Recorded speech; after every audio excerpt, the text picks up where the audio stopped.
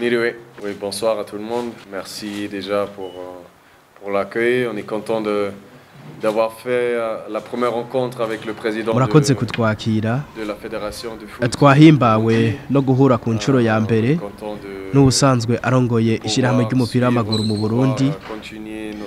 Turahimbawe no gusubira kubandanya ndi ngaha mu bikorwa vya fondation yacu. Atera imbere nibwo butumwa dushaka gutanga kuri fondation yacu.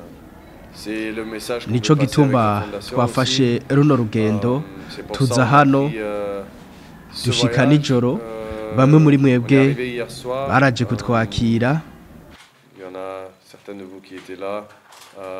Et on va prendre quelques jours ici au Burundi pour passer du temps à faire des rencontres comme aujourd'hui. Tuzofata imisi mikeya turi hano mu Burundi duhure n'abatandukanye nk'uko vyabaye uyu munsi, tuganire n'abantu batubwire uko igihugu gitunganijwe, ico gikeneye, batubwire ibijanye no gwaruka, gutyo bizodufashe kuronka ishusho twoshobora gukorerako muri fondation yacu. Twiyumvire niyihe ambi yo gukora, nibihe bikorwa vyakazoza tugiye kuzokora.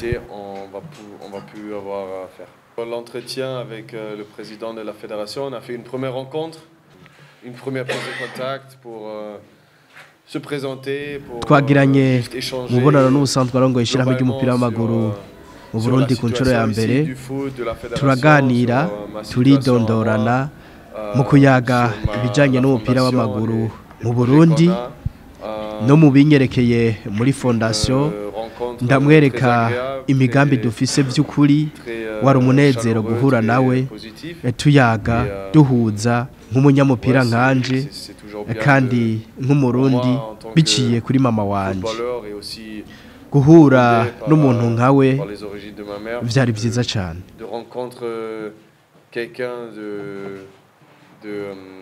d'autorité dans cette fédération avec laquelle je me sens connecté aussi.